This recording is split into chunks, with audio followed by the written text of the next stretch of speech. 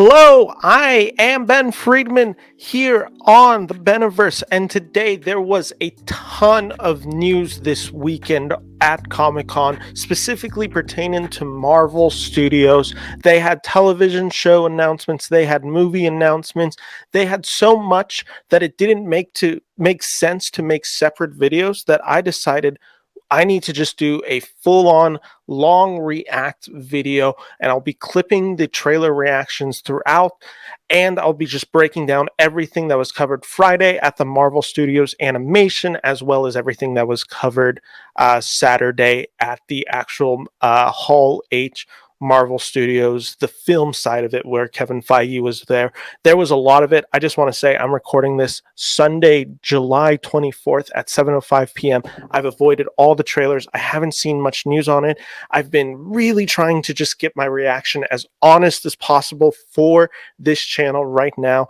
And we're just going to jump into it because there is a ton to cover. And I apologize if I go fast. I'm just going to try to cover all of this in honestly less than an hour is my hope. That's my real hope for this show. But anyway, I think let's just start. Friday morning at Comic-Con, they had the Marvel Studios animation announcement, I should say panel, where they had a lot of announcements. And the first of these announcements was for a show called I Am Groot, which is a Marvel Studios animation. It's actually going to be coming out August 10th. There are these little short stories similar to the Olaf little skits that they had on Disney Plus. It doesn't sound like it's going to be particularly consequential. It is to note that Vin Diesel and Bradley Cooper are reprising their roles as Rocket Raccoon and Groot for these shows. It's going to be, like I said, 5 short episodes with 5 later coming along later on Disney Plus. I don't know how much thoughts on this. I saw that there was a page talking about it on Marvel website, so I'm going to jump onto that. I want to see what they are specifically talking about with the show so I can get more context, because I actually kind of forgot this thing existed. So yeah, during Friday's Marvel Studios animation panel in Ballroom 20, moderator Paul F. Tompkins introduced panelist Brad Winford, Marvel Studios head of studio television and animation Ryan Meandering, head of visual development, and Kristen Lepore, writer, director, and exclusive producer of I Am Groot. Wondering what this little seed has been up to lately? Find out with the trailer below. I love this poster. It's very cute. It's a very cute poster. It's Baby Groot. I mean, it's very hard to not like it. Executive producers are Kevin Feige, Louis Despinoda, I mispronounced that name, Torby, Victor Alonso, Brad Winharm, and James Gunn, of course. So it doesn't sound like Gunn will be coming back to write these. But yeah, so it comes out August 10th. I'm just going to watch the trailer real quick. So I'm getting my headphones ready. They're a little tangled. Let me get those ready. Jeez. Headphones are on, and I'm going to be watching the trailer here now in 3, 2, 1, go. Well, let's lower that. Nice way to get to your expectations. Comes a hero. A few words.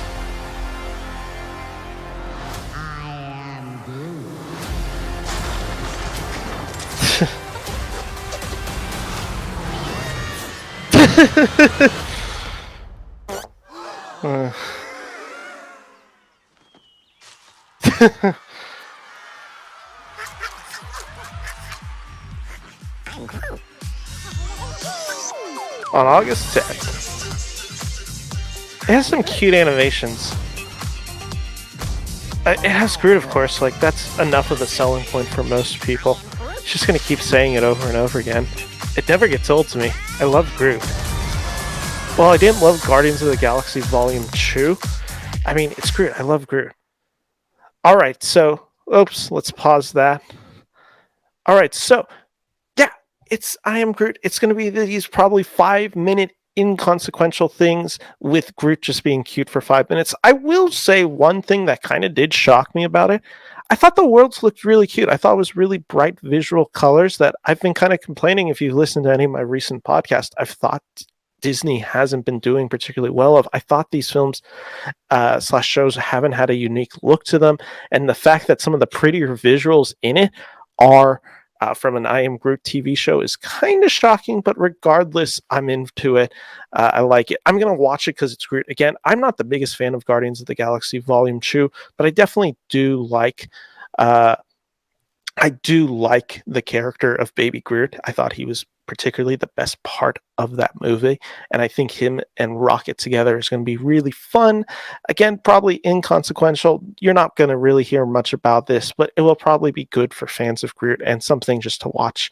Definitely aimed for the younger audience. And yeah, like I said, with that visual style, the thing that surprises me the most is like I think that's what Marvel should be embracing. Like if their visual style is not going to feel grounded and it's going to be a little cartoonish looking already, why don't you just fully embrace that and make a cartoon by like all accounts? Like have it look a little brighter, have it look a little flashier, have it look a little bit more plastic, and give it this kind of over the top feel to its animation.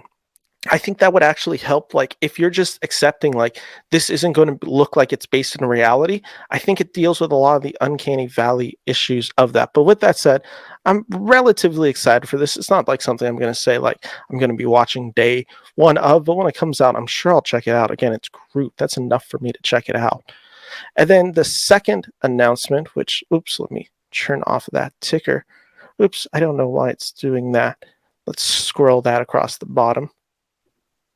Is Spider-Man Freshman Year, which is the Marvel studio production based on Spider-Man in his freshman year of high school. This is a project that was announced, I believe, last year at G23. It has been much conversation of it, and what they are looking to do is introduce a lot of elements on Spider-Man, see his basically almost his origins to a degree in this. We're going to have characters like Harry Osborn, Amanda Cho will appear. The big announcement was that Charlie Cox will be reprising his role as Daredevil in this. They actually showed an image, which I did see online, of him in the classic yellow and red outfit. So that got a lot of people excited. I mean, it's Charlie Cox. People have been really dying to see him return as Daredevil. You're going to have, and let me move over so I can have these better framed. You're going to have characters like I said, Charlie Cox in the classic yellow and red outfit. You're also going to have the characters like Harry Osborn. There's a bunch of villains like Scorpion, Doc Ock in it. They have this just list of people. I've been hearing mixed things on if it's actually in the MCU or not. My guess is it has to be. Or sorry, it can't be.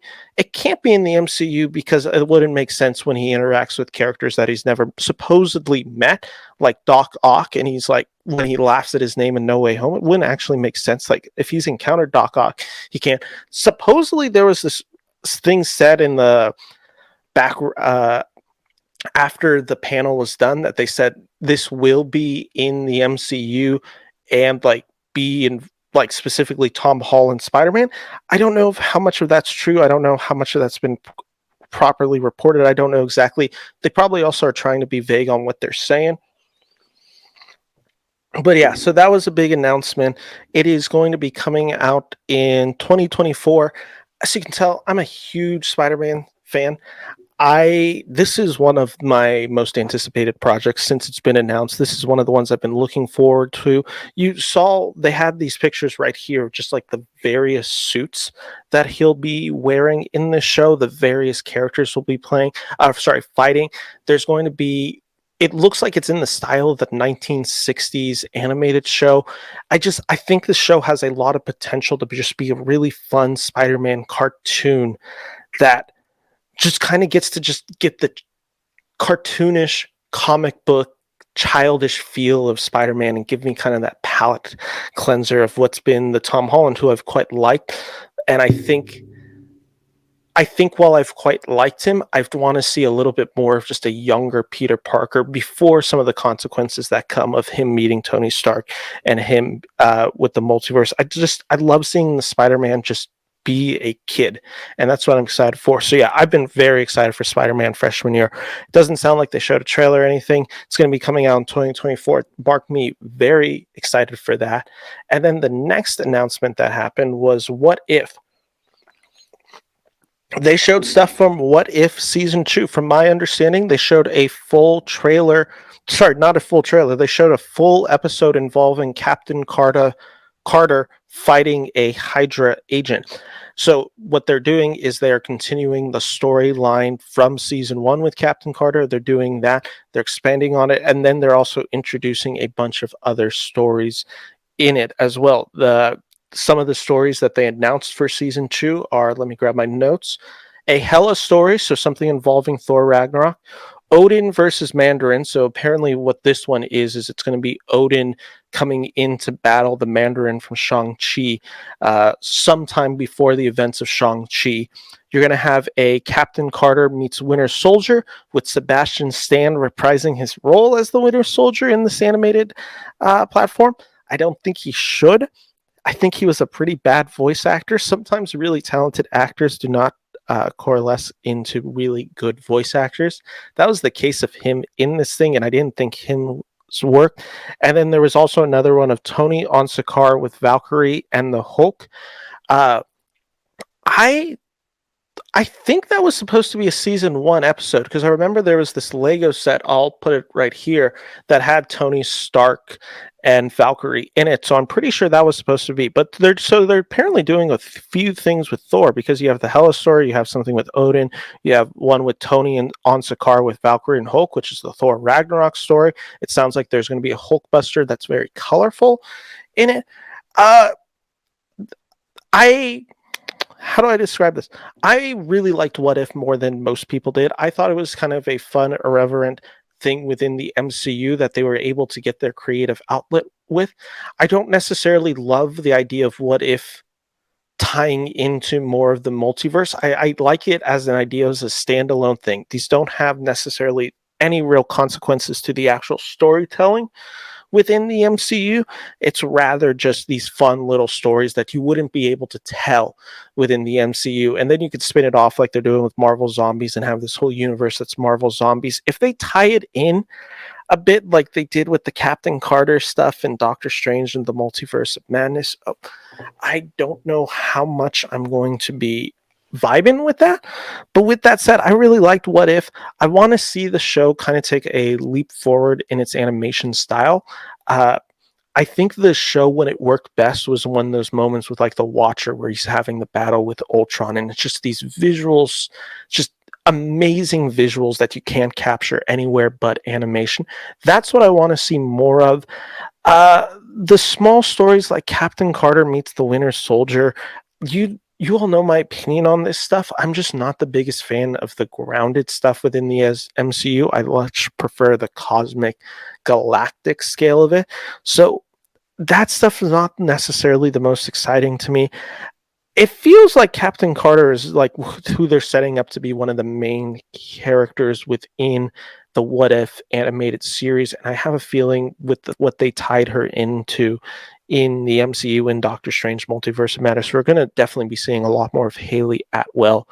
And the thing that they also announced is season 3 is already in the works for What If.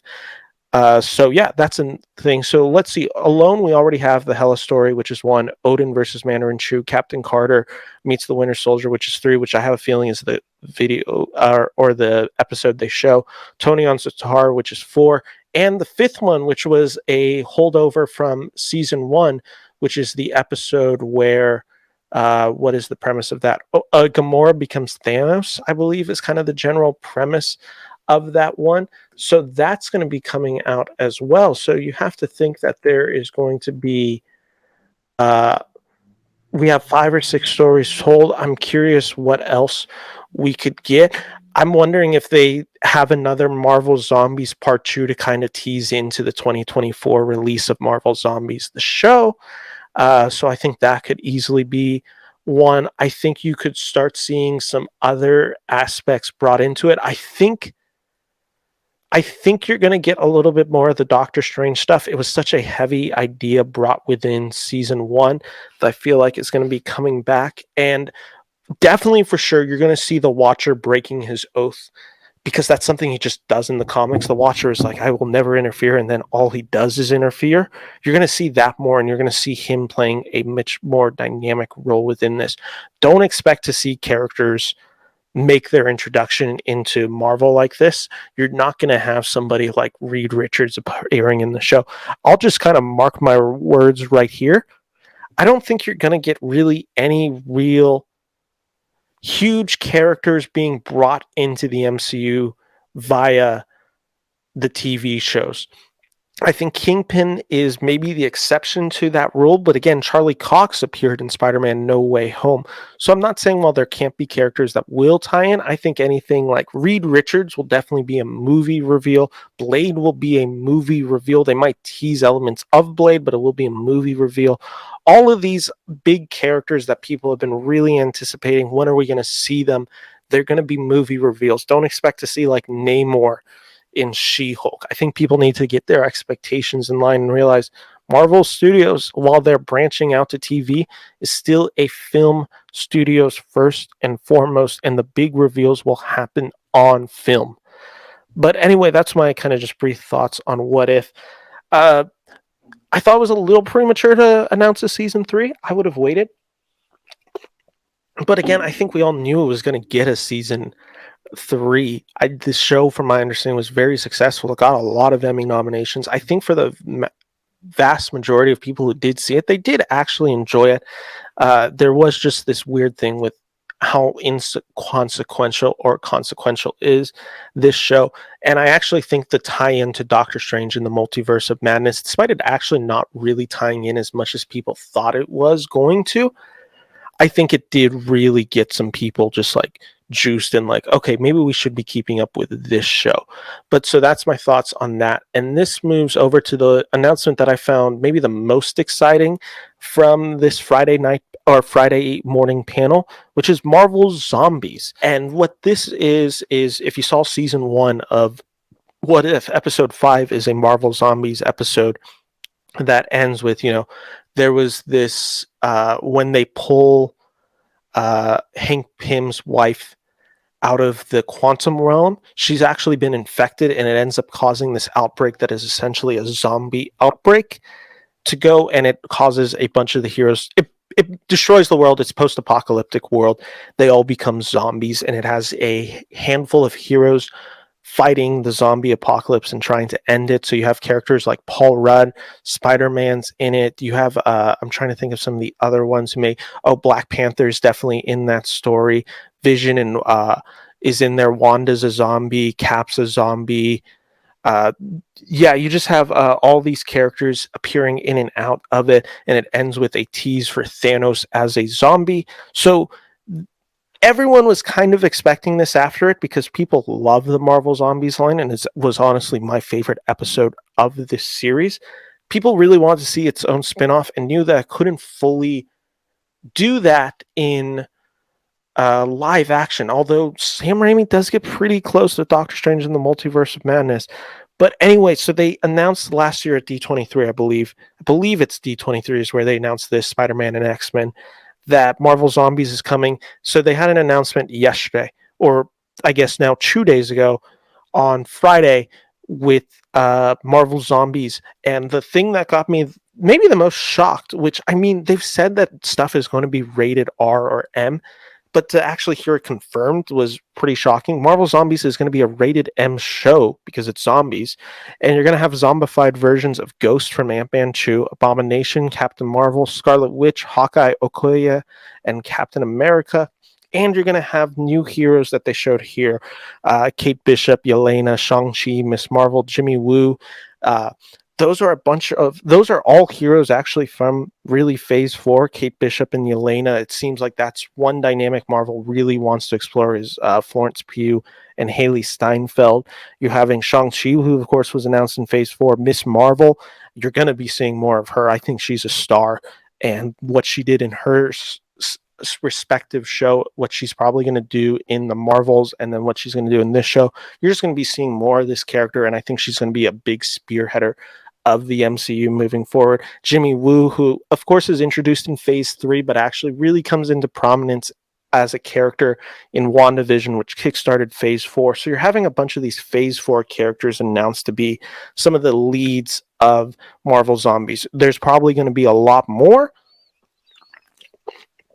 but at this time, that's the announcement. And then it kind of ends with this big reveal that Zombie Icarus is going to be coming in. And Icarus is the character played by the guy from Game of Thrones, whose name I'm blanking on right now. He plays the eldest Stark brother.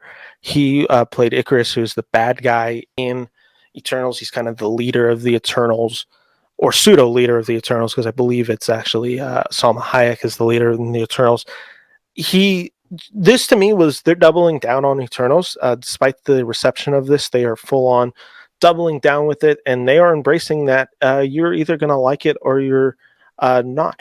They also, apparently, they had more stuff with Marvel Zombies, so you're going to see characters like Red Guardian, who's Black Widow's dad's going to be in it. You're going to have this Mad Max style, is I guess how they were describing it. I'm just really excited for this. I'm pumped for it. I wish we were getting it in 2023, but it sounds like its earliest is going to be 2024. I'm pretty pumped for this show. So that was the fourth announcement they made Friday. And now we're going to our last announcement that happened, which is our fifth and final one, which is the X-Men 97. X-Men 97 is a pseudo spin-off slash reboot slash reimagining slash continuation of the X-Men series from the 90s. Again, announced last year at D23. They have a lot more knowledge, so I'm just quoting discussingfilm.net here. New plot details include the creators of the show listed the characters who create a timeless team within the series, including Rogue, Beast, Gambit, Jean Grey, Wolverine, Storm, Jubilee, and Cyclops. Other characters who will be appearing are Cable, Bishop, Morph, Nightcrawler, Robert DaCosta, as well as members of the Hellfire Club, Emma Frost, and Magneto, who will be leading the X-Men in this. And Boulevard Trask is Boulevard Trask is known to be the villain alongside the Sentinels. A very short clip was apparently shown during the panel, which shows the X-Men facing off with Trask as he unleashes the Sentinels. There's a few jokes that were revealed. Season 2 has already been greenlit. It's coming out fall 2023, so in about a year we're going to be able to see that. I don't have any affiliation with affiliation, whatever the word is, you know what the word I'm trying to say is, for the X-Men 90 series. So this isn't necessarily a project that I have the most care or love for, but I know people are really looking forward to it. I'll probably have to binge the X-Men TV show beforehand because I've heard it's really good. But yeah, I don't have much on it to say right now. Like the idea of it. I'm curious if this is going to be in the multiverse, if they're explaining, or if it's just going to be a continuation on Disney Plus with no real tie-ins to the MCU, if they're even going to pretend that's an MCU tie-in. We shall see. But that gets us all the way through Friday. So pretty big announcements. Got the palate cleansers, not the palate cleansers, but it got the taste ready for what is going to become. I did that Jeff Goldblum. Well, it's going to be palate cleanser. But yeah, it's going to be it gets the excitement ready for what is going to be Saturday, which is crazy. There's so much stuff here. There's so many trailers. There's so much that's about to break down on Saturday. So let me just start with, I'm going to try to do it in order. Again, I'm using Discussing Films order on Twitter to kind of just pull based on the timestamps on those tweets. There was a lot of cool stuff that even came out on DC that I'm not going to cover, but I thought the Shazam trailer was really good. I thought the Black Adam stuff was really good. Excited for both of those projects. But let's just start with the first one, which was, and this is kind of in a weird order, Ant-Man and the Wasp Quantumania is technically the first announcement that is made. Marvel Studios debuts the poster, which I have right here, of this movie. And then they actually do the panel. They released this poster, I believe 2 hours before the actual panel starts, to kind of just get the appetite wet. I think also slightly take away the ground from DC, kind of get people starting to get excited for them, get the news trending towards Marvel before the actual panel starts, get people like talking about it online, and then the panel starts. But anyway, I like this Ant-Man and the Wasp trailer. Poster. I think it looks really cool. It kind of is just the thing of the characters floating. It's more of confirming the fact that we have the quantum realm is going to play a big part into this, and that there is more to come with it, and that we get our first announcement of King the Conqueror. Not our first announcement, but our first look at King the Conqueror. So I like this. We're going to come back to Ant-Man and the Wasp because, like I said, this was kind of their preview of what was to come. But the big announcement, Kevin Feige takes the stage and announces to the world, Phase 4 is over after Black Panther, Wakanda Forever. So this is how he starts. He comes out on stage. He has the hat. I actually have his Marvel Studios hat, but I decided to wear my Black Panther to represent today. He comes out. He declares Phase 4 concludes with Black Panther, Wakanda Forever. And then he announces Phase 5 will begin with Ant-Man 3. And in Phase 5, you will have shows like Loki Season 2, Echo, Loki, which will be coming out summer of 2023, Echo, which will be coming out in 2023, and then you have other movie announcements like Guardians of the Galaxy Volume 3 and Blade also announced for Phase 5. I was pretty shocked that this was the end of Phase 4. I thought this phase was, I've already said, I thought this phase was a diminishing returns with ideas that I really liked, but something that never felt cohesive. And it does seem weird to just announce their next movie is the end of Phase 4. There is something beautiful, I think, also just like we're ending a Phase 4 with what is a film that most likely is going to be a very sentimental, touching, beautiful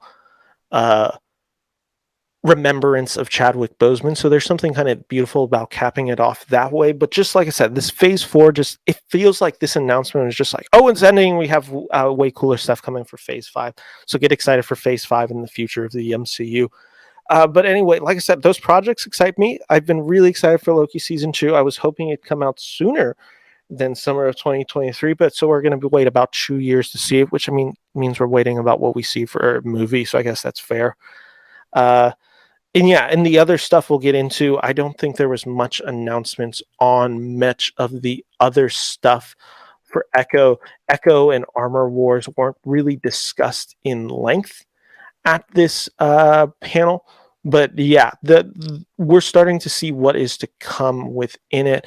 And there is a big announcement coming in Phase 4, which they did show because they did then announce, and this, I'd have to assume the room went pretty crazy for this one. This announcement, let me pull it up. Daredevil Born Again. Season 4 of Daredevil is coming out. It is going to be an 18-episode show. So the Netflix shows were usually 12. This is going to be an extra 6. Born Again is based on the Frank Miller comic book, which is, I believe, it's like 245 to like something, 230 to like 250 run, which takes place post the death of Elektra. They're going to obviously pull elements from Born Again. They've already been pulling elements from Frank Miller's run. His is the most critically acclaimed run. They announced Charlie Cox is coming back. They announced Vincent D'Onofrio will be coming back as Kingpin. People, I'm sure, lost their minds. Great for Charlie Cox. This was a guy who was actually actively turning down projects to make sure that he would be available for whenever Daredevil got its announcement. So I'm glad that he gets to see the benefits of his loyalty to this. He loves this character. I'm very excited for this. This show has to feel the same as the Daredevil Netflix show. I get that it's probably going to be a little bit of a pseudo reboot / retelling of the story that Netflix has set up. It'll probably have a little bit more of the MCU feel to it. But at the end of the day, I this show needs to be M, or at least take itself as seriously as the Netflix series does. But yeah, I'm optimistically really excited for this. This was again at excitement beyond another level. This was a great day for Daredevil fans, as you'll see in a second. But yeah, this is announced for spring 2024. We're going to be seeing Daredevil and Echo. We're apparently seeing him in She-Hulk. We're going to be seeing him in the Spider-Man freshman year, voiced by Charlie Cox. We could definitely see him pop up even earlier than Daredevil. But we will see what is to come of this character. And yeah, I cannot wait for this. I am very excited for Daredevil Born Again. The next announcement was that the Falcon, who is now Captain America within the MCU, or how did Variety describe it? Variety did that terrible article about Captain America. They did this article about Captain America. Sorry, they did this article about Captain America for where Anthony Mackie is returning to the role of Captain America, reprising his role from obviously the previous movies, but more specifically the Falcon and Winter Soldier. And they did this like headline where it was like, friend of Steve Rogers, Falcon is now taking the shield. And it's like this whole like convoluted way of basically not saying Anthony Mackie is starring in a new Captain America film. So got a lot of well-deserved crap because it was a terrible headline. But anyway, Captain America New World Order announced for May 2024. Yeah, I mean, not much else to say about this. I was not the biggest fan of Falcon and the Winter Soldier. I thought the show got better with its second half. I thought the first half was really weak. I'm not the biggest Mackie fan, but I actually do like him as the Falcon / Captain America. So I am very excited to see him take the mantle. And I think he also just has a great Captain America outfit. So I'm hopeful that it's good. I'm really curious. I think a lot of this is going to be based on who they get to direct. Dream is one, unlike what they were doing with the early ones with Chris Evans and again the Russos, they need to get a black director, in my opinion, if they're going to explore the themes that they explored in Falcon and the Winter Soldier. I think they need a black director to really just bring that actual gravitas, that feel, and just give it authenticity that I just don't think white directors are able to quite create as well. I really want to see them diversify in that way and give a character like this really more importance to the African American community. And also, I just don't want them to reprise the Falcon and the Winter Soldier director / showrunners that they had for that. I didn't think the action looked all that great, to be honest. So I want to see a little bit more. I'm curious if you're going to have Julia Louis-Dreyfus as the villain in this movie, or if you're going to have this tied in somehow to the Thunderbolts, however it may be. Regardless, like I said, optimistic more for this project. I'm not a grounded MCU fan, so this one doesn't do much for me. But I am optimistic that this movie can be quite good, and a good director and writer could really change my tune on how excited I am for this movie. If the guy who would be great, I'm not even necessarily great, but I think could do a really good job. There was this movie last year called The Harder They Fall, which is this Western film that has Idris Elba, Zazie Beetz, Jonathan Majors, Lakeith Stanfield, all black cast. Just this really amazing looking Western film, revisionist. James Samuel, who's also known as the stage name The Bullets, I thought he did such a great job, and I thought he brought such a great energy to that movie and got great performances out of those actors. If he was the guy coming in, I'd be really excited. That would be my pitch, but again, we'll see. Other announcements for Phase 5, because you already got the Captain America New World Order, Daredevil Born Again. Thunderbolts is going to be coming out July 2024 with, they're going to have to deal with the death of William Hurt as Thunderbolt. But yeah, that's going to be one. I don't particularly care about this project. And then the big one, Blade, got its official release date, November 3rd, 2023. I didn't know this. Anthony Starr, who plays Homelander in The Boys, is apparently rumored to be playing Dracula, the villain in this movie. The guy's getting typecast as a villain, but he's a great villain actor. If he's the guy, I'm excited for that. This might be top 3 most anticipated Marvel projects of the next 5 years, just because of how much I love Mahershala Ali. I think this project could be really incredible if they really take it the right way. But yeah, I'm cautiously optimistic for that. And now let's jump over to She-Hulk, Attorney at Law, which debuted its poster and trailer. This one has had quite a lot of buzz post Comic-Con, which is good because this show was definitely falling a little bit to the wayside due to its animation issues. I mean, there was this whole scandal about just how it looked, that this show just didn't have any real weight to it just because of how CGI it looks. So that was a big thing. You had Jamil from The Good Place, who's going to be an actress in this movie, kind of saying like, no, I understand the criticisms of it. But yeah, they are describing this, Feige is describing this as a 30-minute comedy starring Tatiana Maslany, who is a great actress, by the way. I think people are going to be blown away by her. They're describing it as Marvel's first half-hour TV comedy, so they're almost kind of like, think of an attorney comedy TV show, which there's definitely been a few. And here's the basic plot line. I'm getting this from Variety. Part superhero show and part comedy, the series centers on Jennifer Walters, a brilliant lawyer and the cousin of longtime MCU hero Bruce Banner. When Jennifer suffers a major injury, Bruce is forced to provide her a blood transfusion, causing her to inherit the powers to turn into the Hulk version of herself.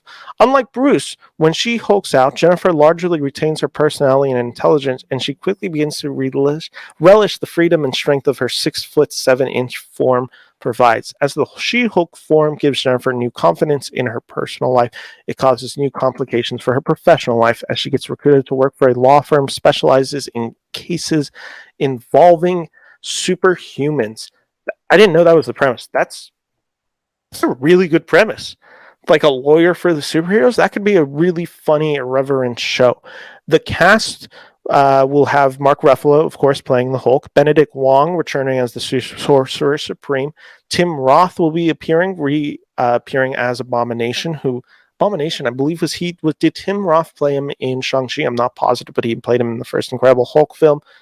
Apparently, Abomination will be one of Jennifer's primary clients. The two notably appeared together in the mid-credits scene of last year's Shang-Chi and the Legend of the Ten Rings. Oh, yeah, Wong and Abomination definitely did. Jamil will be playing the rival Titania. Ginger Gonzalez plays Jennifer's best friend Nikki. Josh Sargo, John Bass, Renee Elise Goldsberry from Hamilton will be in this. You'll be having the normal cast. This is coming out on Disney Plus on August 17th. Again, I haven't watched the trailer, so let me do so right now. Let me get my headphones on. So this is the trailer, the official trailer for She-Hulk. This is the official trailer for She-Hulk, Attorney at Law. Apologies for that mess up. But anyway, let's do this. I have my headphones on in 3, 2, 1. There he is. There's Ruffalo. Wow! Jeez! The CGI looks much better. No! A normal amount of rage! You do revert back to Gen form when you sleep. Was the air horn really necessary? I really like Ruffalo, so I'm excited to see him back in the role. I'm a huge fan of him. The CGI just looks much better. She looks a lot more like a human covered in green rather than a CGI abomination. Spandex is your best friend. Being a Hulk asks for balance. You have so much more to learn.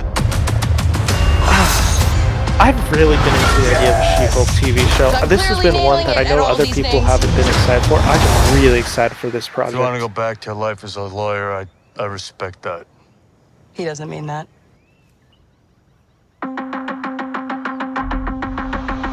Oh, that's right. They're doing the More fourth and more wall break eccentric with this character. superhumans are coming out of I the forgot that they're woodwork. doing this. We are going to launch a division for them, and I want the She-Hulk to be the face of it. Jennifer Waters. It's a little wonky in the Dynasty. CGI. I noticed it in scenes, but I have definitely a does not serious look conflict this of bad, interest. as This bad. man tried to kill my cousin, Bruce. Yeah, that's quite all right. Oh. So it's Abomination, Tim Roth. People only care because It's a I'm long representing trailer. Emil Very Blonsky. long I trailer. think they care because they're like, hey, that girl's green. There's Do you Jamila. think- God, I really like this outfit.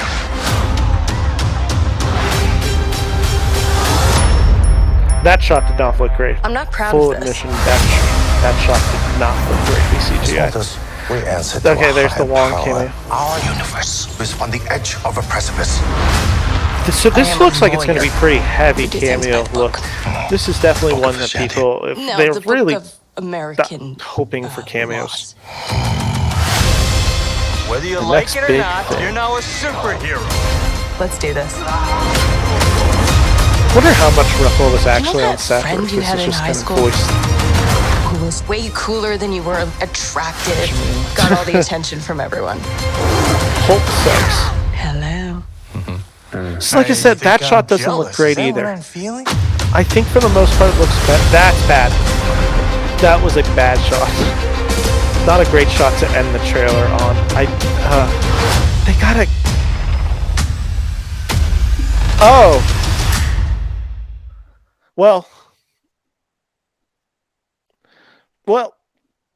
that right there.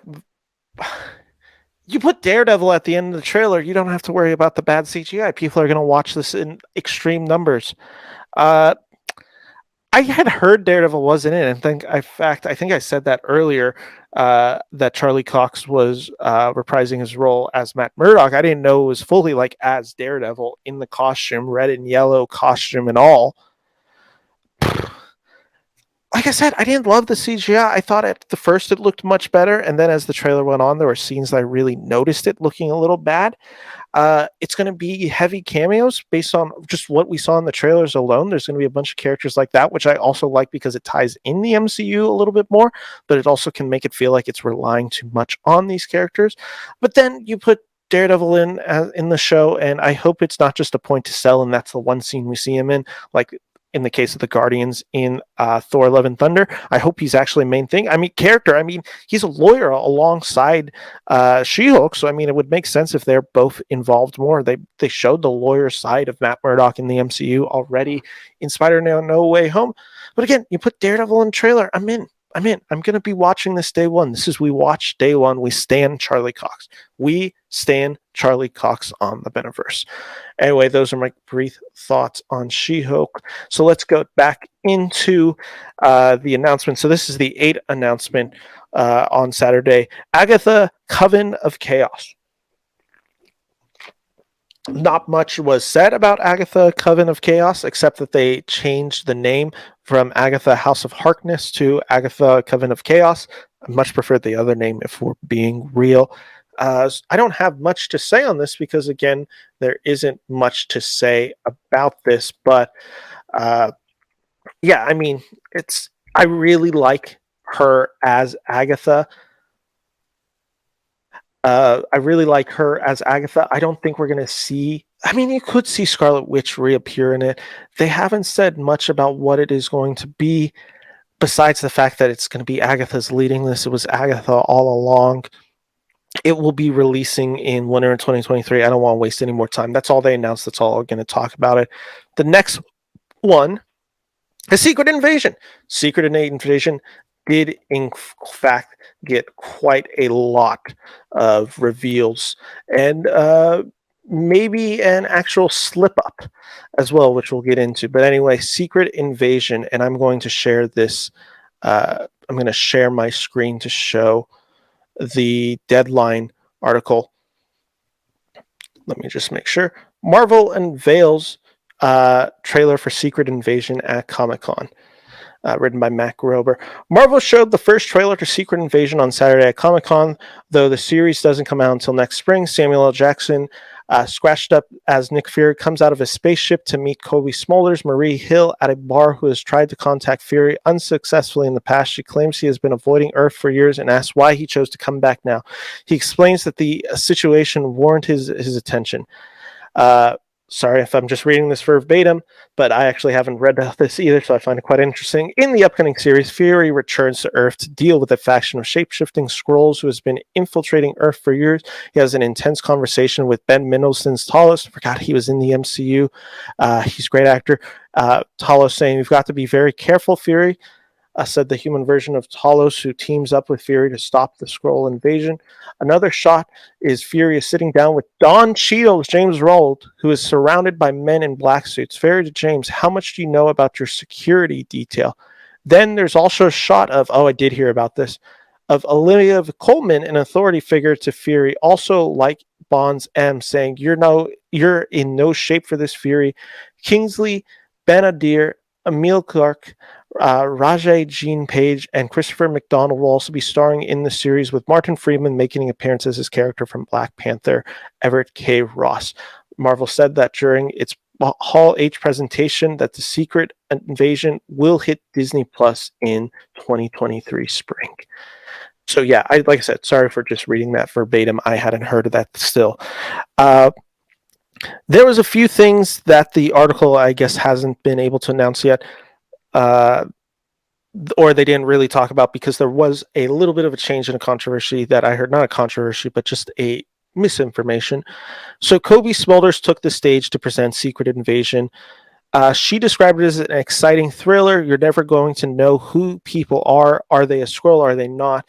I like that premise. I like that premise a lot. Like, just kind of this like rogue gallery, really take the Bond, Mission Impossible feel of that. Like, I like that style. Like, I don't always like the grounded, but I think that style can work very well.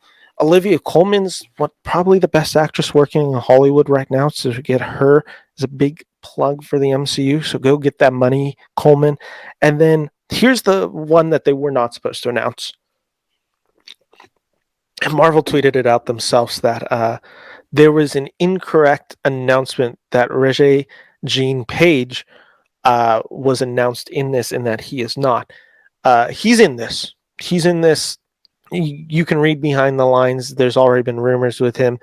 They didn't mean to announce this. It seems like it was some sort of mistake. I don't know how this type of mistake happens. Someone probably got fired, unless it was an actor who said it.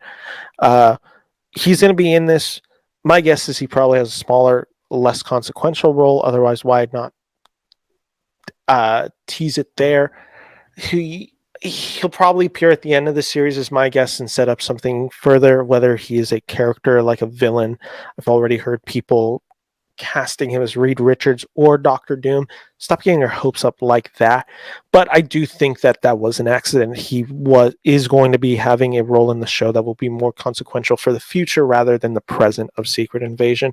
Besides that, not much to say on Secret Invasion. I'm excited for this. I'm excited to see Mendelsohn. This is a really good cast of characters coming back. And like I said, just despite me not even being like the biggest fan of this part of the MCU, I think this one has potential to be good. I say this with all the TV shows, and then there's 6 episodes, and I end up leaving them with 3 stars out of 4. They're good, thing great. So I hope we're starting to enter a new phase of TV. I hope we're really... Here's the thing, it's going to be wonky. They've never done TV. I'm fine if some of the first few TV shows aren't perfect. They don't have perfect pacing. They're just not great yet. You got to learn from the mistakes. Don't continue doing these 6-episode shows. I hope that's what they do. But then let's go back up to the announcement I said earlier, which was that of Ant-Man and the Wasp Quantumania. That one, this is where they actually like jumped into Ant-Man Quantumania. But yeah, so because there was a lot of, what's the word for it? There was a lot of news about Ant-Man Quantumania that came out, because that's the movie coming out in February of 2023 that is apparently now also kickstarting phase 5 of the MCU. So again, I'm pulling up the Ant-Man Quantumania stuff. I believe, let me confirm this. I believe they showed a trailer for this that we did not get to see. Yeah, they definitely did. They definitely did. So let me pull this. This is from Entertainment Weekly, magazine I've subscribed to for quite a while. Hated to see them announce that they are no longer doing print.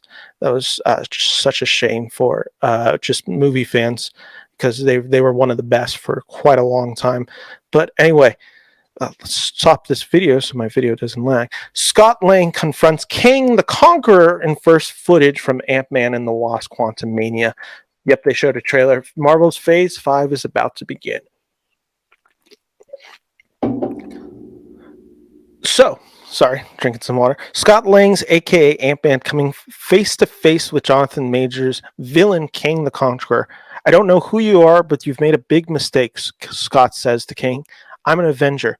Kang coldly replies, you're an Avenger? Have I killed you before? The footage also... let's just stop there for a second.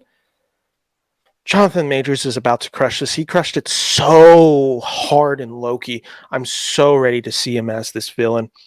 I'm so ready to see Jonathan Majors just make the leap into the MCU as Kang the Conqueror. How can you not be excited?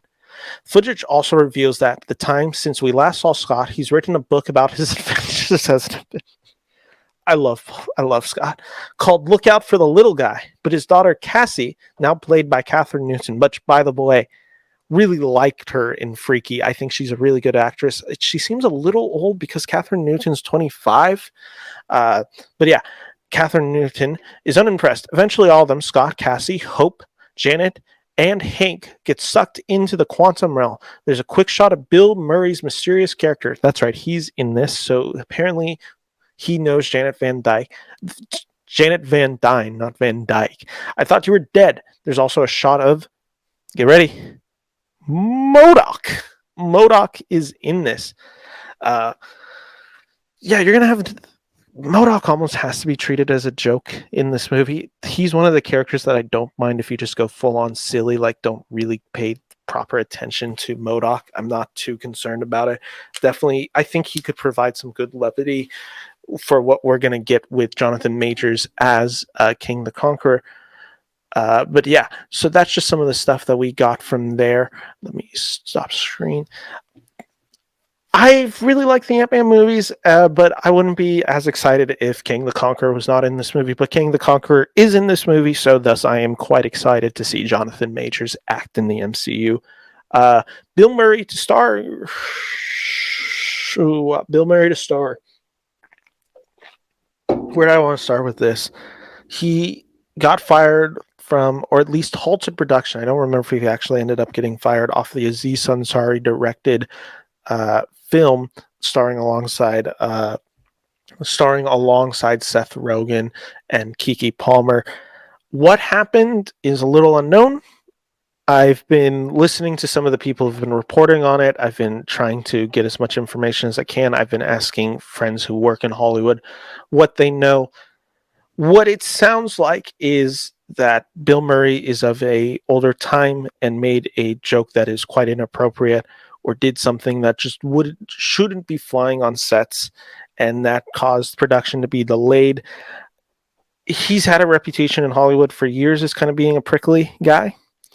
So what is to come of this? I don't know exactly. They haven't, from my understanding, brought back the production of that movie. This could be a huge issue waiting to happen if they don't address it.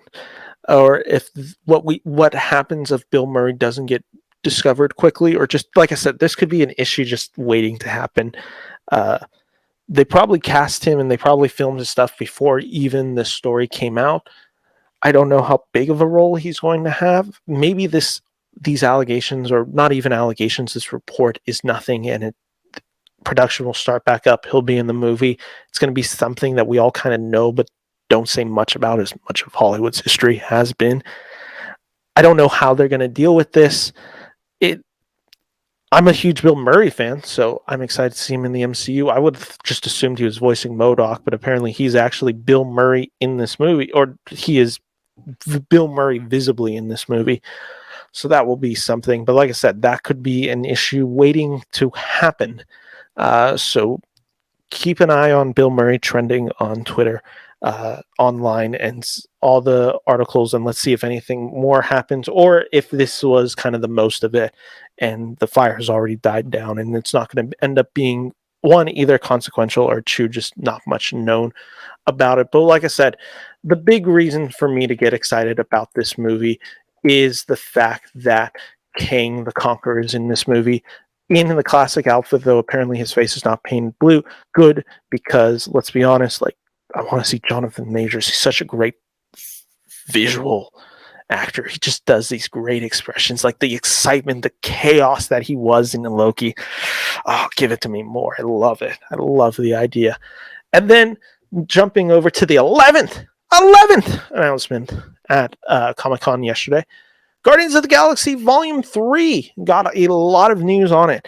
You have James Gunn, who appeared on stage, probably to much welcomed applause. The fact that he and Feige were so cordial. I hate pronouncing words because I know I'll mispronounce a word and then I can't fix myself because I can't think of the actual word that I'm trying to say. I think you know the word I'm trying to say, but when they were on stage together, they were so kind. They were playing nice next to each other. It didn't present itself as being any lasting conflict due to the firing of James Gunn initially, though it does sound like Feige was the guy that was advocating for Gunn during that time. So maybe there is legitimately no hard feelings in that. Gunn and Feige quite respect and appreciate each other. I don't know, but he did take stage to. People went crazy for this. I mean, Gunn has been just the guy and just a great ambassador for everything comic books and superheroes. But he did announce that this is the end of the Guardians era in the MCU as we know it. This is his last film within the MCU. You would be having High Evolutionary will be the villain in this film, played by Chugwadi Iwuji, I believe is how I mispronounced that name so horribly. I do apologize. Who will be playing High Evolutionary? He came out in costume, which people obviously freak when an actor shows up in costume, showing how much they're committed to this role. He is an actor that, let me just look him up because I don't know much about him, but I'm sure he's a guy that I actually have seen in a bunch of stuff. I just didn't realize he was in a bunch of stuff. Let's see. Oh yeah, he's in a bunch of stuff. I really like this guy. Now that I'm looking at his filmography, I'm like, oh yeah, he is really good. He is in John Wick Chapter 2. He is the High Evolutionary. He is in what else is he in? He is also, he's in Peacemaker. He is definitely in Peacemaker with James Gunn, so he's bringing over his friend from that. Gunn has always been known to bring over one another from one universe to the other. Like I said, he's great in Peacemaker. I really like this guy. I've seen him in a few smaller projects. It's good to see this guy getting a chance to shine, and good for James Gunn giving somebody that he apparently really liked on the set of Peacemaker another just big career opportunity. And I think this will be a big one for him because they have been. You had some other big announcements on this. Will Porter was on the stage. He is being cast, or he has been cast. It was cast a while ago as Adam Warlock, a character I've had no affinity for in the comic books. Do not care. Never found him interesting. Don't particularly care that he's in this movie. Not the biggest Will Porter fan, although he is really funny in We're the Millers. But, hopefully this guy proves me wrong. The one that got me very excited was the announcement of Maria Bakalova playing Cosmo the Space Dog. For those who do not know Maria, she is the daughter in Borat's subsequent film, the 2020 film. She is the one who has the very famous scene with Rudy Giuliani. This woman is comedic dynamite. The fact that she goes toe-to-toe with Cohen, the fact that she steals the movie from Cohen, what she does in that movie is amazing. One of the best of any actor, just straight up ever. I thought she was great in this film. So yeah, I can't get enough of her. I really just can't get enough of her. So I was very excited to see the fact that she is in this movie. I'm so ready for her to just be a bigger role. She was in a movie with Karen Gillan, who's also plays Nebula in the MCU called what was it? It was called The Bubble. It was a really bad Judd Apatow film, though she's funny in the movie. They're both actually quite funny in the movie. I'm ready for Maria to just take this role. There was apparently footage of this shown again at Comic-Con, so I'm going to read that because, again, have not read anything about it, though I did see one thing about a baby rocket in it. He's doing an interview. I love James Gunn. Love the guy.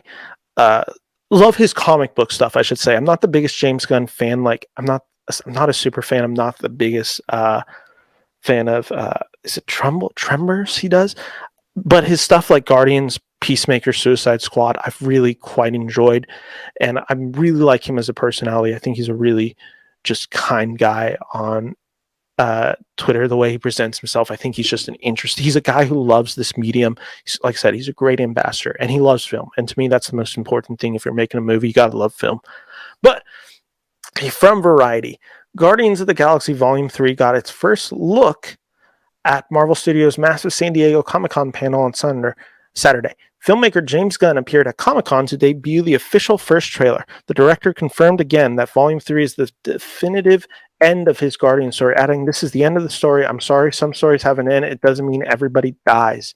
In the trailer for Volume 3, Gamora no longer remembers her fellow Guardian crew members, so they're continuing that straight from Avengers Endgame. The trailer also teases Rocket's origin and an all-gold super buff Adam Will Porter super buff. The guy looked like me 3 years ago, so maybe I should get into MCU shape, but just like they took that guy and they're like, we're going to give that guy muscles. But anyway, played by MCU newcomer Will Porter, Groot appears as a young adult. The clip is set to the Flaming Lips. Do you realize? The panel also confirmed Borat Chu Oscar nominee. I forgot she's so well deserving. That's one of the best nominations the Oscars have ever done as Maria. But she will be playing Cosmo the Space Dog. Rocket's origins will be a driving force in Volume 3. Gunn talked to the Comic-Con crowd that he kept asking himself how a talking raccoon can be real, which led him to realize Rocket must be the saddest creature in the universe. The origin will be fleshed out in the film. I like that they're doing that actually a lot because that is something that I feel like was a very fundamental aspect of the Guardians of the Galaxy video game, which, if you haven't played, got a bad rap when it first came out because of how it looked. I actually think it's quite a fun game, and it gets more fun as you develop the skills and learn how to play the game much better. It's much more fun, and you really got to use the team dynamic, but it ends up being, it's a really great story. I really like the story. That's why I would recommend it. Gameplay, not the best. Story, great.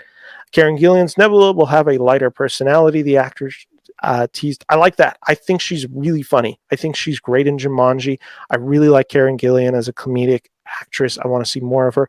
She also has had a very cathartic experience with having Thanos eliminated from her life. So she's finding her own personality. I like that. That's a good thing. Guardians of the Galaxy Volume 3 is directed by Gunn, who helmed the first two Cosmic Team-Up films, all the cast, etc., etc. I forgot Polar also starred in The Revenant, Midsummer, and early nomination for Dope Sick. I forgot he was in The Revenant. He's in that movie, isn't he? Guardians just most recently appeared in Thor, Love and Thunder, etc., stuff about the firing of Gunn and then rehiring. I'm excited for this. I am legitimately very excited for Guardians of the Galaxy 3. I'm not the biggest fan of Guardians of the Galaxy Volume 2, but Gunn has been really describing the emotion of this film. That's something that I think Gunn has done so well with. It's in Suicide Squad. I was shocked how emotionally connected I felt with Ratcatcher and Taika Waititi's character as the father of Ratcatcher in the movie. That all worked wonders for me. I think the first Guardians has such a beautiful heart and message to it and I think the second one at times goes away from it. But then again, the third act is incredible. The third act legitimately makes me cry with Yondu's death and all of that. I think that's such an emotionally powerful and palpable scene. I'm really excited for Guardians of the Galaxy Volume 3. I love the first Guardians film. I'm really hoping they hit the magic with this. But yeah, so that's Guardians of the Galaxy Volume 3 announcement. Let's get into one more before we go to the big final chapter of the MCU Saturday. This was kind of just thrown as a side note. I think it was actually done during the press conference, but I didn't know where else to talk about it. Harry Styles is returning to the MCU. He plays Star Fox at the post-credit scenes of the Eternals. I said a few weeks ago on my podcast, you had all these characters now, like basically the casting announcements are coming within the post-credit scenes of a movie. So if you don't want to get spoiled on who's in Thor: Love and Thunder, tune out for just 5 seconds. You had Brett Goldstein from Ted Lasso playing Hercules. Then you also had Charlize Theron pop up in the end of Doctor Strange in the multiverse. And then you, of course, had Harry Styles pop in at the end of Eternals. Brilliant move to... They said there was this whole thing that people ruined the surprise. Marvel really liked that the surprise got out there. I wouldn't even be surprised if they kind of like push that out there or like really wanted to get people talking about that, because if maybe they knew or were worried about the reception of Eternals, a film that I did like. But Harry Styles being in Eternals brought a whole new fan base to the MCU. He's literally a guy who's kind of just described as a charismatically handsome, devilish guy. Very good casting to get Harry Styles. He's kind of described as a seducer. He's an actor who is going to be appearing in Don't Worry, Darling, which is Olivia Wilde. A lot of drama around that. We'll get into that another time when I do that review of that movie. But there's a lot to be said on that movie. But yeah, they just announced that, and that is for the Harry Styles stands. Like, he is coming. Do not worry. We have not forgotten what we have, and trust me, Feige is quite aware of what they have in Harry Styles and how much marketing they're going to be able to do just by having him appearing in a trailer. It's going to be trending for days, and it's going to do huge numbers just because of all the Harry Styles fans, which is a great crossover of people who are Harry Styles fans but don't watch the MCU. They'll start watching the MCU because of him. So finally, let's go into the last phase of the announcement, which ironically, Phase 6 got announced at the MCU yesterday. At Comic-Con. This shocked me. Legitimately didn't even think we were getting a Phase 5 announcement. I didn't know anything about that. The fact that we got a Phase 6 announcement is crazy, and this all kind of also, this whole part of this panel ends with Black Panther, which we'll get to soon. Phase 6, it will be kickstarting on November 8th, 2024, with Fantastic Four apparently being the first film within Phase 6. There has still been no confirmation of a director and the actors, if Krasinski is appearing, if he will be directing, if it's some new cast. They have D23 coming out I think in the next month or two, so I have a feeling that's going to be where we hear that announcement. Here was the big announcement. Was not ready for this. Phase 6 will also have 2 Avengers films. Avengers, the Kang Dynasty. So we're going to see Kang be a heavy villain in the MCU moving forward, coming out May of 2025. And Avengers Secret Wars coming out November 2025. 6 months apart. This is big. This is very big. An announcement I literally had no clue was happening, and something I literally had no clue that I'd be talking about at the end of this week. This is the Multiverse Saga, is what is Phase 4 or 6 is being called. Speculation time. Probably irresponsible. Avengers the Kang Dynasty obviously is going to deal with Kang. Avengers Secret Wars, if they're basing it off the Jonathan Hickman run, who also just, by the way, he got announced for a Marvel comic run in the beginning of 2023, which I will definitely be ordering because I'm a huge Hickman fan. They haven't announced what he's doing, but anything Hickman does in Marvel comics, I will be reading. But anyway, you're expecting some sort of multiversal war involving King the Conqueror and all that kind of coming to a head. And then Secret Wars, I've already heard people speculating Tobey Maguire could be in this movie. You could have Andrew Garfield. You could have Professor X. People are almost like saying that they're guaranteed. It's like they've heard this stuff. I don't know. I'm not getting my hopes on it. is this the direction of just, oh, everyone's in this film? I mean, it could just be like, if Robert Downey Jr. is in this film, I will be like, obviously in the theater, like excited. I'll also be thinking, is this just the death of MCU? That they don't have any real stories left to tell, and they're just cashing in on fan nostalgia. But anyway, Secret Wars, if it's based on the Hickman run, will have to have heavy Doctor Doom themes in it. He is a big character in the Secret Wars Hickman run. So is Reed Richards, so you could have a lot of stuff with that. So it could almost be Phase 6 is the Fantastic Four. I can't speculate any more than that, but it's 2 new Avengers films. It's kind of crazy that they're apparently doing it 6 months. They're doing the Matrix they're doing, no, not Resurrections, Reloaded and Revolutions, where 6 months, and then at the end of the 6 months later, they do that. I wouldn't be shocked if one gets pushed. I wouldn't be shocked if it's May 2025, May 2026, or November 2025, November 2026. I could see that being a thing, but for right now, we're getting 2 new Avengers films. There's going to be a whole new cast of characters. Who will be in it? Will they incorporate the TV shows? Those plans will soon reveal itself, but the fact that we got an announcement of Phase 6 is wild to me. And then let's get to the end, and I think the fitting end of this talk and that this whole panel was Black Panther Wakanda Forever. People got to see the trailer, and I've heard it's a very emotional trailer. I haven't watched this trailer yet. I've actually been waiting to do it live on here. So I'm going to watch the trailer now. And I'm going to talk about it and the news we have about it after this. But I do know just right now they have Herder is cast as Namor. You have an actress, Dominique Thorne, playing Ironheart. Michelle Coel to star as Aneka. Yeah, so those are just some of the casting announcements. They all took the stage yesterday. Let's just get into this film's going to be a weird film because Chadwick Boseman sadly is no longer with us, and that's going to be a hard thing for people to grapple with. It's going to be a really emotional journey, and I trust in Ryan Coogler, and I've also been really nervous about this film because it's how do you do Black Panther without Chadwick Boseman, and it's going to be a huge hole in, I think, everyone who was a fan of that movie and a fan of that character and who he stood for. He felt like he was the future of the MCU, and honestly, losing him was just a loss to not just comic book fans, but to movie fans in general, and just to the world. Chadwick Boseman really just made something special in the few years we had him, and we're so lucky that we had him for even the little amount of time we've had. But yeah, it was tragic that we lost him. I have a feeling that this movie is going to be.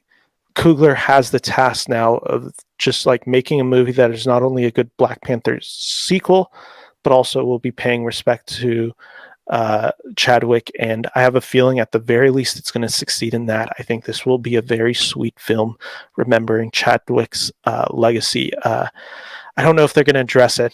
We'll see. We'll see if they're going to address Black Panther, King T'Challa's death head on. But let's see. I haven't seen the trailer, so I'm starting it. Headphones are on, and we're watching this trailer in 3, 2, 1, go. No woman, no cry. No woman, no cry. It always just looks so much more beautiful than the rest of the MCU films have looked recently. Coogler has such a unique style. Woman, no cry. Good friends we have, and good friends we've lost. They're addressing it. The song's lyrics are totally talking about the fact that he's gone. In this great future, you Angela Bassett. your path. Sure. So dry your tears. They're doing Avatar better than Avatar. God, this trailer's really beautiful. This trailer looks so good. I think that was our first glimpse at Namor.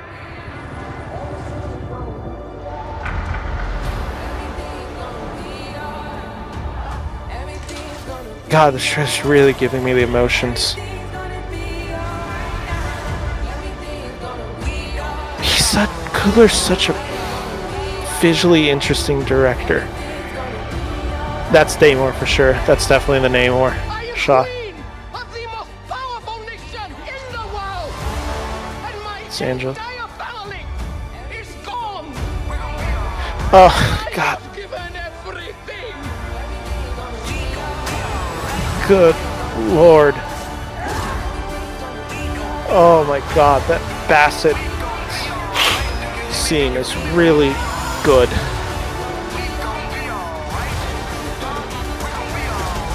The mix of music here is just stunning.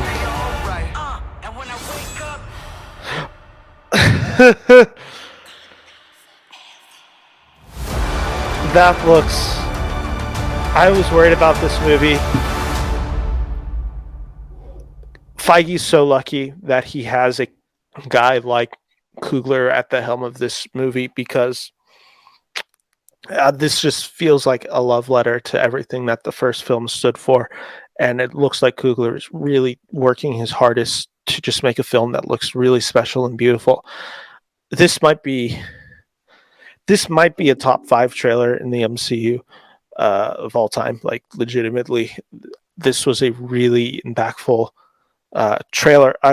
We're gonna watch it again because I was kind of just moved by this trailer that I kind of just want to see it again, and I want to hear that Angela Bassett delivery again.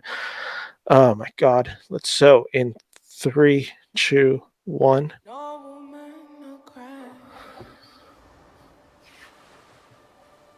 So yeah, you have Shuri. Not Shuri. That is sorry. That's Lupita Nyong'o's character, whose name is not Shuri.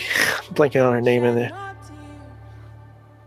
Like I said, just the lighting, just the atmosphere Coogler brings to these films is just so much more impactful than anything that we've seen in the MCU. Like, I like that there's not jokes in this trailer. I like that's just paying respect to a fallen king.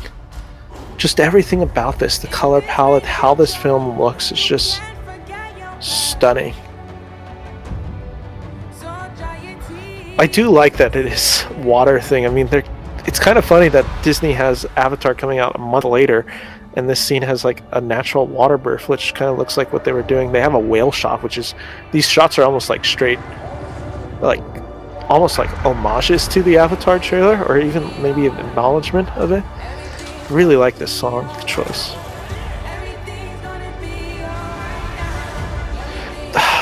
That's awesome. Be alright. That's Namor for sure. That's him. We're getting a lot. Here's the line.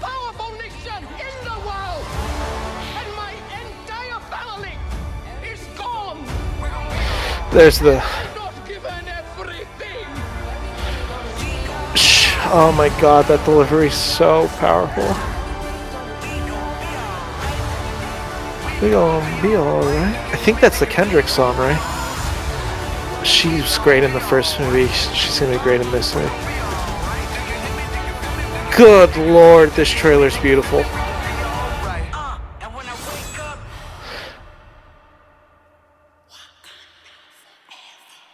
Wakanda forever.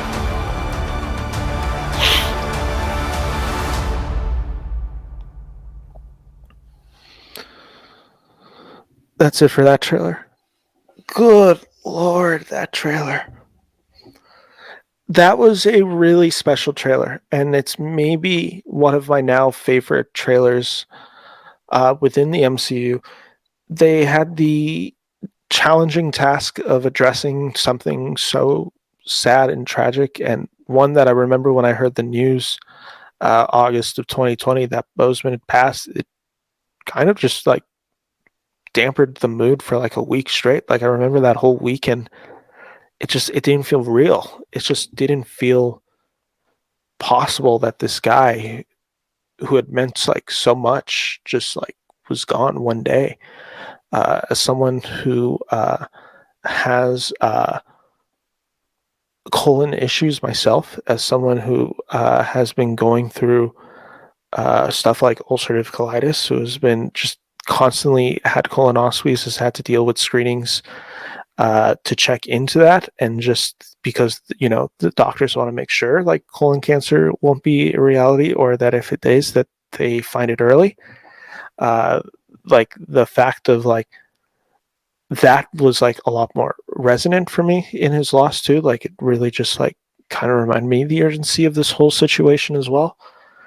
But yeah, just I was rewatching scenes from Avengers Endgame this morning, and there was like a moment where I watched the Tony Stark scene where he's talking about his death, and he's talking to his daughter in the film, and he's talking about like how he like wants to just leave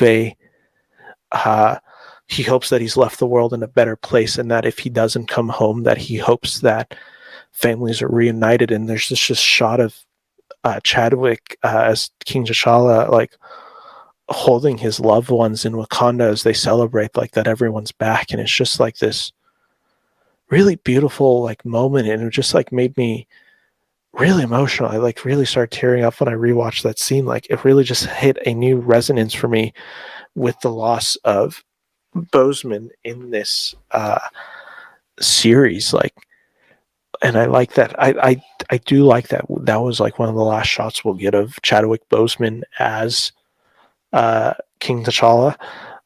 Just something, just a king loving his family. It was such a beautiful message. And I've been, like I said, I've been pretty like skeptical about this film. I was just like, how are they going to do this? They haven't showed a trailer. I think this film could be in real trouble. If that's the tone, look, and feel of this movie, it's going to be a great movie. There's like literally no doubt in my mind that this is going to be a really special movie. And at the very least, it's going to be a very emotional movie for everyone who loved what Chadwick Boseman gave to the world. And I'm glad this was the end of Comic-Con. This must have been just such a beautiful moment had at Hall H to just have everyone who just was so impacted by Boseman on stage. You see the videos of Coogler and the whole cast and crew just hugging Feige's there.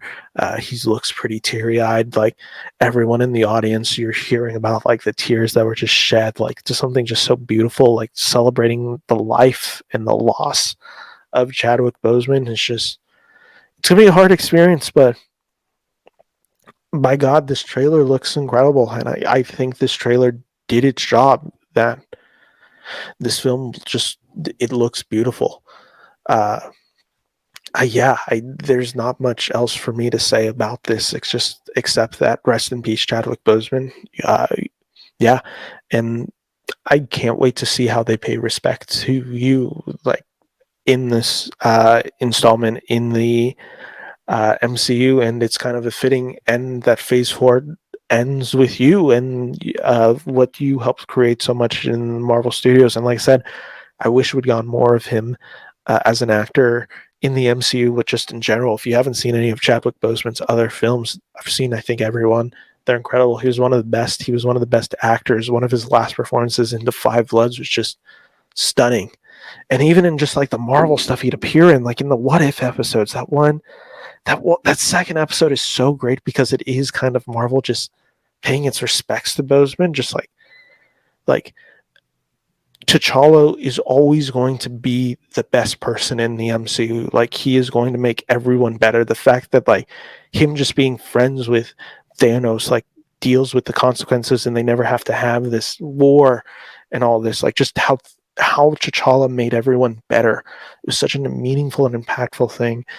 And yeah, I'm really excited. This trailer did it for me. That's my thoughts on it. Like I said, must have been such a beautiful moment to be in Hall H for.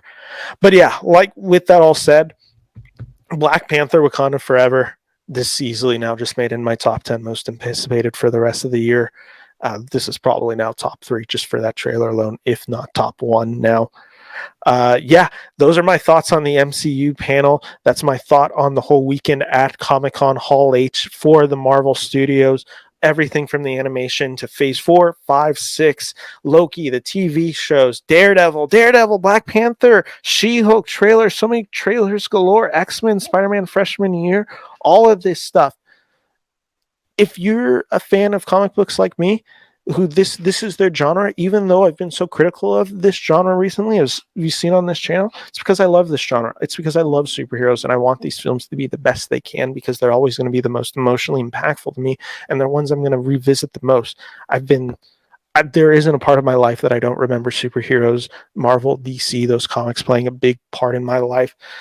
So to basically be a child who was raised on these films coming out like once to twice a year to now like 6 times a year, it's pretty awesome. And I'm looking forward to this. I'm looking forward to what Marvel has. I'm hoping there's a little bit more strength in this next few installments. I feel like there just needs to be something a little bit more cohesive about it. I hope that there is something that just, like I said, I've been feeling a little fatigued. I'm hoping that I stop feeling that and I'm really reinvigorated, and my love of the MCU really is restored. I'm excited for She-Hulk, but yeah, I'm excited for Black Panther: Wakanda Forever. That was a great trailer. That was the highlight definitely of this Comic-Con, and I have a feeling it was the highlight for everyone in that room. With that said, my name is Ben Friedman here from the Beniverse. If you like this video, please remember to like and subscribe to this channel. Also, do me a favor, if you're listening to me on Spotify, take a moment, rate this podcast. All the reviews, all the ratings, they help me a bunch. Thank you all for coming, listening to me Thank you for listening to me ramble on for an hour and a half on the MCU, comic books, all that I love. And yeah, thank you for listening. My name is Ben Friedman here from the Beniverse. Take care. Have a good day. Bye-bye. All the stuff I usually say. Bye-bye.